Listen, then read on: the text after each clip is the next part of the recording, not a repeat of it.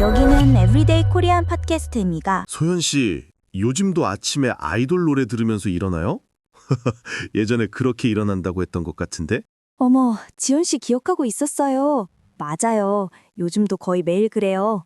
아침에 신나는 케이팝 들으면 뭔가 에너지가 솟아나는 느낌이랄까? 지훈 씨는 어때요? 혹시 아침부터 클래식 같은 거 들으면서 명상하고 그런 거 아니죠? 명상까지는 아니고요. 저는 조용한 발라드나 재즈를 주로 듣는 편이에요. 아침에는 좀 차분하게 시작하는 걸 좋아해서. 근데 소연 씨는 정말 케이팝을 좋아하는 것 같아요. 지난번에 앨범 정리한다고 밤샜다고 하지 않았어요? 아, 맞아요. 고개를 끄덕이며. 그때 새로 나온 앨범 포토카드 정리하는데 멤버별로 모으려니까 시간이 금방 가더라고요. 지훈 씨는 케이팝 그렇게 즐겨 듣는 편은 아닌가 봐요. 즐겨 듣는다고는 말하기 어렵지만 생각하는 듯 그래도 대중가요니까 어떤 노래가 인기 있는지 정도는 알죠. 그리고 가끔 소연 씨가 추천해주는 노래는 들어봐요. 근데 소연 씨는 어떤 점 때문에 케이팝을 그렇게 좋아해요? 활짝 웃으며 와, 질문이 너무 좋은데요?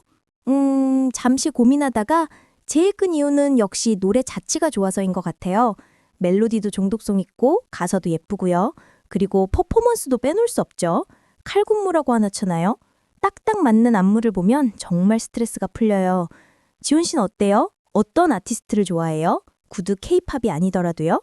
저는 특정 아티스트를 막 열성적으로 좋아하는 편은 아닌데 생각하는 듯 그래도 예전부터 윤종신 씨 노래를 즐겨 들었어요.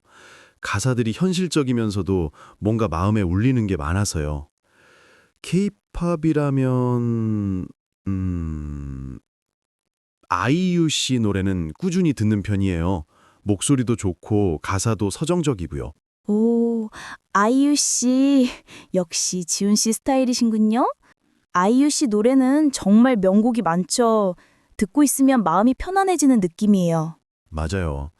뭔가 저를 위로해주는 느낌이랄까? 그래서 오늘 우리가 좋아하는 케이팝과 아티스트에 대해 이야기해보는 시간을 가지면 어떨까 해요? 좋아요. 딱 제가 좋아하는 주제예요. 그럼 먼저 제가 왜 케이팝에 이렇게 빠져들었는지부터 이야기해 볼까요? 저는 케이팝이 주는 에너지가 정말 좋아요. 특히 힘들거나 지칠 때 신나는 아이돌 노래를 들으면 기분이 금방 전환되곤 해요. 마치 제 안에 잠자고 있던 열정을 깨워주는 느낌? 잠자고 있던 열정을 깨운다는 표현이 인상적이네요. 저는 소연 씨 말처럼 에너지를 얻는다는 건 좀 다른 관점에서 생각해요. 케이팝이 단순히 신나기만 한 게 아니라 그 안에 담긴 메시지나 스토리가 사람들에게 울림을 줄 때도 있잖아요. 특히 아이돌 그룹들은 데뷔 전부터 연습생 기간을 거치며 힘든 시간을 보내고 노력 끝에 성공하는 스토리가 많고요. 그런 점들이 팬들에게 동기부여가 될 수도 있다고 생각해요. 맞아요. 연습생 시절부터 데뷔하고 성장하는 과정을 보면 정말 존경스러워요. 저도 힘들 때 좋아하는 아이돌 그룹의 다큐멘터리 같은 걸 보면서 나도 저렇게 열심히 해봐야겠다 하고 다짐하기도 해요.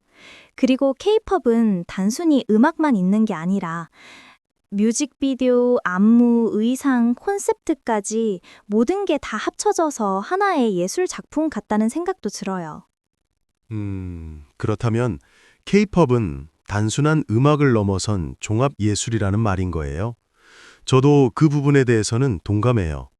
시각적인 요소가 주는 즐거움도 크죠. 특히 해외 팬들이 케이팝에 열과 가는 이유 중 하나가 바로 이런 다채로운 매력 때문이에요. 한국어 가사를 몰라도 그들의 퍼포먼스나 비주얼로만으로도 충분히 매료될 수 있으니까요. 맞아요. 저희 에브리데이 코리안 팟캐스트를 듣는 분들 중에서도 케이팝 때문에 한국어를 배우기 시작한 분들이 정말 많을 거예요. 저도 사실 처음에는 좋아하는 노래 가사 뜻이 궁금해서 찾아보다가 한국어에 더 관심이 생겼거든요. 저도 그런 이야기를 많이 들었어요. 케이팝이 한국 문화와 언어를 알리는데 정말 큰 역할을 하고 있죠. 어떻게 보면 케이팝은 세계를 연결하는 다리 같은 역할을 하는 것 같아요. 언어와 국경을 넘어 사람들을 하나로 모으다 하는 힘이 있으니까요. 와, 세계를 연결하는 다리라는 표현 정말 멋있는데요. 지훈 씨는 역시 비유의 달인이에요. 그럼 이제 각자의 최애 아티스트에 대해 좀 더 자세히 이야기해 볼까요? 저는 요즘 뉴진스에 푹 빠져 있어요. 노래도 좋지만 멤버들 개성이 뚜렷하고 패션 스타일도 너무 예뻐서 눈길이 가더라고요. 특히 하이프보이랑 디토는 정말 질리지 않고 매일 들어요. 소연 씨 표정만 봐도 얼마나 좋아하는지 알겠네요. 저는 아까 말했듯이 아이유 씨 노래를 많이 듣는 편인데 특히 반편지나 이름에게 같은 곡들을 좋아해요. 아이유 씨는 단순히 노래를 잘하는 걸 넘어서 마치 음악으로 이야기를 들려주는 사람 같아요. 가사 하나하나에 진심이 담겨 있고 그걸 자기만의 색깔로 표현하는 능력이 정말 뛰어나다고 생각해요. 맞아요. 아이유 씨 노래 들으면 진짜 감수성이 풍부해지는 느낌이에요. 저는 또 BTS도 정말 좋아해요. 특히 RM 씨의 가사 쓰는 능력이나 지민 씨의 충성 같은 건 정말 최고라고 생각해요.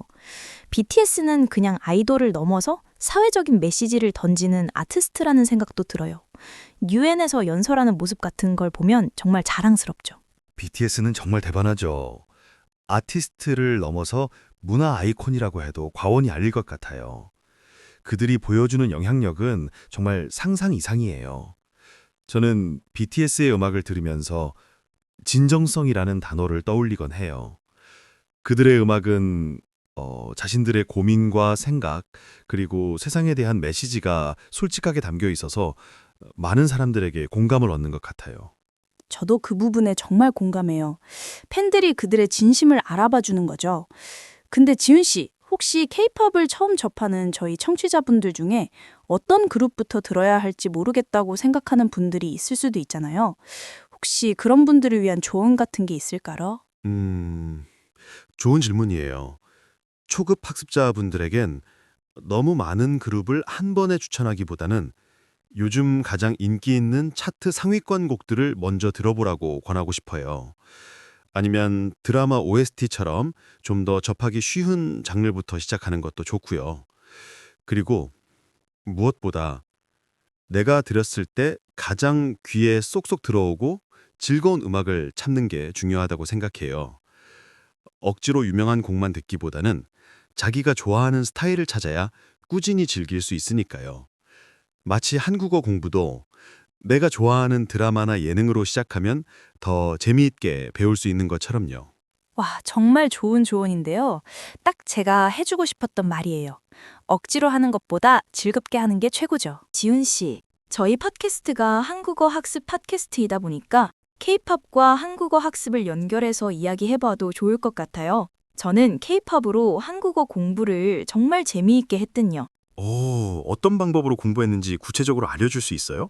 저희 청취자분들도 분명 궁금해하실 거예요. 네, 저는 좋아하는 노래가 나오면 일단 가사를 한국어로 찾아봐요. 그리고 가사에 있는 모르는 단어나 표현은 사전을 찾아서 뜻을 확인하고 여러 번 반복해서 따라 불러요. 이렇게 하면 발음 연습도 되고 자연스럽게 문장 구조도 익힐 수 있더라고요. 효과적인 방법인데요. 노래를 부르면서 학습하는 건 발음이나 억양 교정에도 도움이 많이 될 것 같아요. 특히 초급 학습자분들은 듣기 실력을 향상시키는데 큰 도움이 될 거예요. 근데 혹시 가사가 너무 빠르거나 어려운 표현이 많이 나올 때는 어떻게 했어요?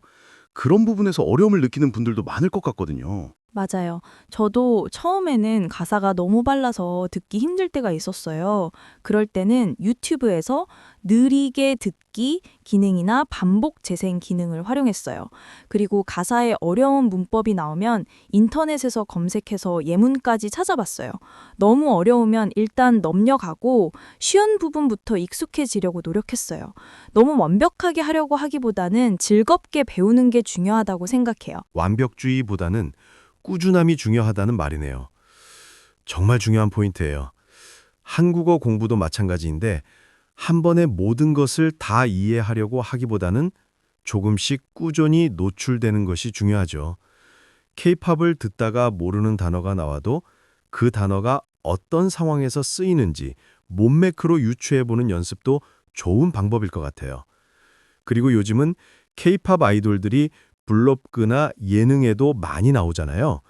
그런 영상들을 보면서 실제 대화 상황에서 어떻게 한국어가 쓰이는지 접해보는 것도 회화 실력 향상에 큰 도움이 될 거예요. 맞아요.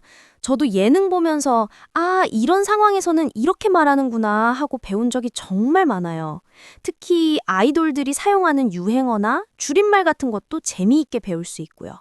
근데 지훈 씨, 저희 팟캐스트 청취자분들 중에 혹시 한국 문화나 케이팝을 잘 모르는 분들을 위해 혹시 케이팝 관련 용어 하나 정도는 설명해 줄 수 있을까요? 그럼 득질이라는 단어를 설명해 볼까요? 득질은 덕후라는 단어에서 파생된 말인데 특정 분야나 인물에 열정적으로 몰입하는 행위를 뜻해요.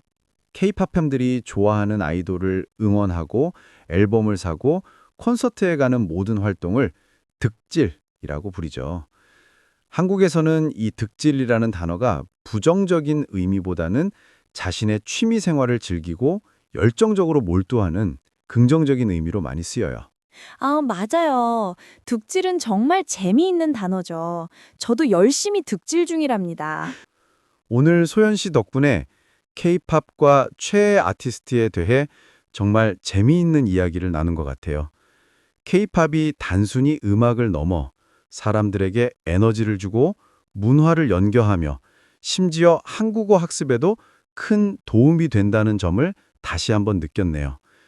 특히 득질이라는 단어처럼 우리가 열정을 쏟는 무언가가 삶을 더 풍요롭게 만든다는 것도요. 네, 저도 오늘 지훈 씨랑 이야기하면서 제가 왜 케이팝을 이렇게 좋아하는지 다시 한번 깨닫게 된 것 같아요. 저희 청취자분들도 오늘 저희 대화를 들으면서 나만의 최애 아티스트를 떠올리거나 케이팝에 대한 새로운 시각을 얻으셨기를 바래요. 혹시 여러분이 가장 좋아하는 케이팝 아티스트는 누구인가요? 그들을 좋아하는 특별한 이유가 있다면 댓글로 꼭 알려주세요. 저희도 궁금하네요. 그럼 오늘은 여기서 마무리하도록 하겠습니다. 다음 주에도 더 재미있는 이야기로 찾아올 거예요. Everyday Korean 팟캐스트와 함께 즐거운 한국어 공부 되세요. 안녕! 안녕히 계세요.